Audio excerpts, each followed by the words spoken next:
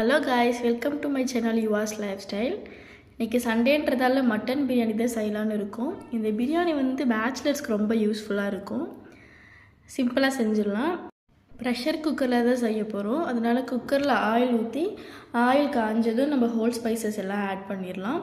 Add பண்ணிவிட்டு onion, கொத்தமல்லி, டொமேட்டோலாம் போட்டு நல்லா வதக்குங்க. அப்புறம் மட்டனில் நம்ம தயிர், உப்பு, எலுமிச்சைப்பழம் போட்டு ஒரு 1 ஹவருக்கு மேரினேட் பண்ணி வச்சுருக்கோம்.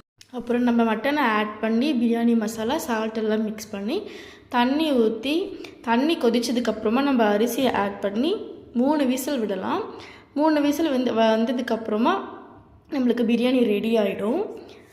பாருங்கள் எப்படி வந்திருக்கு. நான் இதுக்கு சைடிஷ்க்கு நான் மட்டன் கிரேவி தான் செஞ்சுருந்தோம். பீஸ் ரொம்பவே சாஃப்டாக வெந்திருந்தது. ட்ரை பண்ணி பார்த்துட்டு எப்படி இருந்ததுன்னு கமெண்ட்டில் சொல்லுங்கள். தேங்க்ஸ் ஃபார் வாட்சிங்.